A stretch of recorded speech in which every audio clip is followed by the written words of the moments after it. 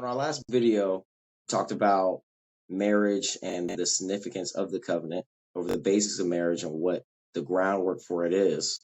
But today we're going to talk about financials in marriage. And Dad, for the first question I have for you is, we covered marriage being a covenant, which is a non-tangible thing.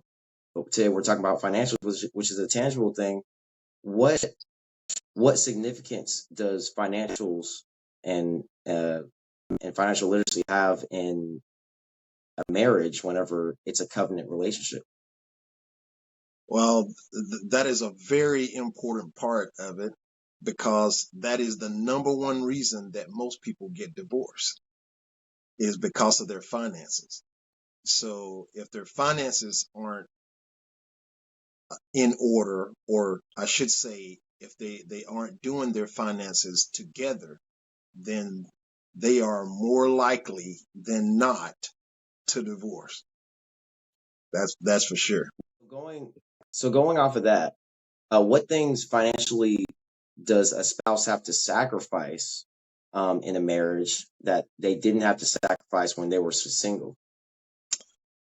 Well, the first thing to realize is that your money, quote unquote, is no longer just your money. It's not just for you. You are in this relationship now, and so every time, whenever you do something, you got to think it's about us. It's not about just me. So you can't just go and spend the money on suits and whatever else you used to do, and basketballs and everything else. You've got to think about, how have we planned to use this money, and how have we planned, to use this money for our future. So, it's very important that you are, together with using that money. You can't just, spend it haphazardly anymore. You've got to spend it together. You got to do it together. You can't, in a lot of households, the woman will sometimes have a little pot on the side, like it's her own little pot there, right? So that's her, and they will call it, that's her she money. That's what you'll hear it said. I don't believe in that. That's not biblical. That's not the right way to do it, because you are together, you are one, and you should do this together as one. And the man doesn't have he money. It's not just money that he makes is his and money that she makes is hers. You're considered to be one. So you're one now, and that's just it. So therefore, all the money, just like all of the love and all of the everything else, all of the good, the bad, the ugly, the trials, the tribulation, is all together. And so you have to be for sure that that's the way that you're thinking from now on. You can't just spend for yourself. You got to spend for us. You got to save for us. When you plan to use it, you plan to use it for a vacation. Now it's got to be for us, or we're gonna have this coming up, or we're gonna have that coming up. So that's why communication was the most important thing. If you remember, when I was talking before on the other episode, we was talking about the importance of communication and why communication is the key. And I say communication is the key is because you've got to talk about everything. And if you can't talk, then you're going to have problems. You've got to communicate about your finances. You got to communicate about the way that you feel. You got to communicate, about situations, whether they be in the office or at home. That communication is vitally important to a marriage if you want it to be successful. Right. And whenever you were talking about the sacrifices of, the he money and she money, there's definitely a divide there between the man and the woman of, what to spend it on. And so going into the roles, like let's say, there's this couple, they understand that the money is ours. So they both have the money. Mm-hmm. But are there certain roles that a man plays in the relationship in terms of managing finances, and is there a certain role that the woman plays in terms of managing finances? Is there a difference between the two or not? I believe that there is, or there can be, because just like in school with anything else, one person may be good at adding, subtracting, multiplying.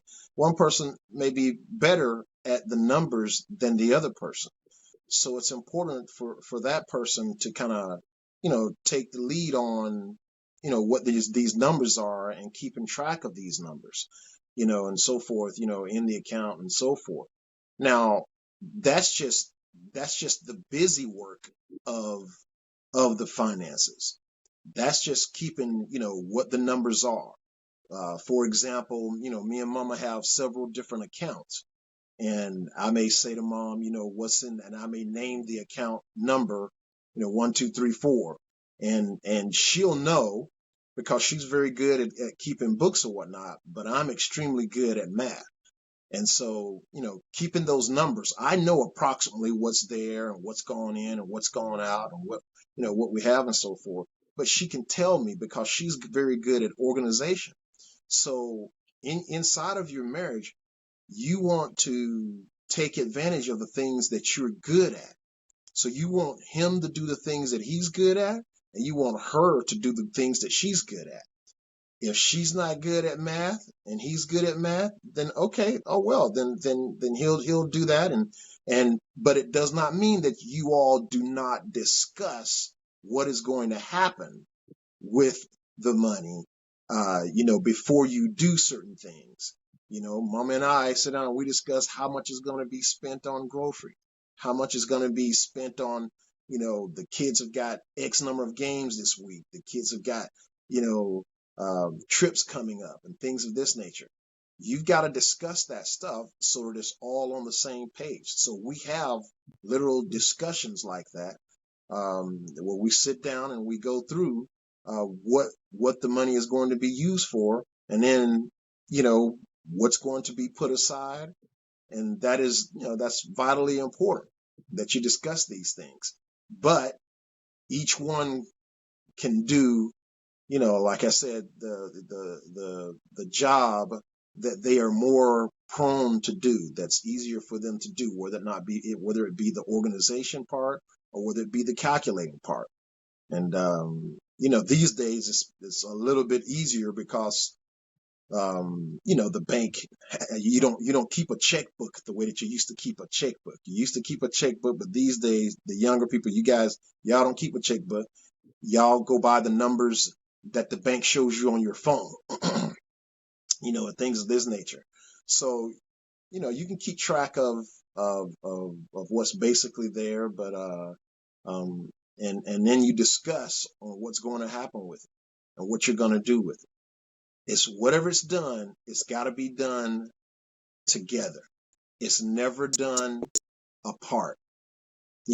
Whenever Christmas comes around, and yes, I know you want to get some things, you don't want him to know about it. She wants to get some things, she don't want you to know about it.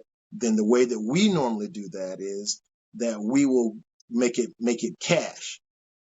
Okay, we're going to take out $500 for you to have for cash. We're going to take out, $500 for you to have for cash. So that way you can purchase things and the other person doesn't know. It'll still be a surprise. But you've only used up, you knew what was going to come out of the account. Both of you know. And so the money come out of the account and it's okay. It's all good. Cool.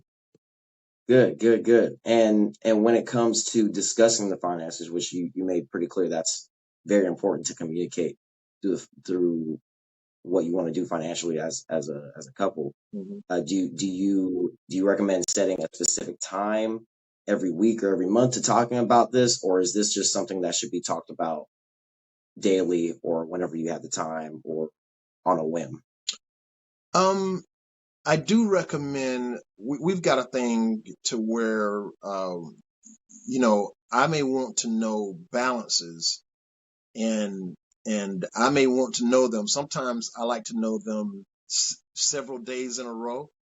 and to make sure that I'm keeping track and make sure that I've got that correct because of what's going on or whatnot, and sometimes not.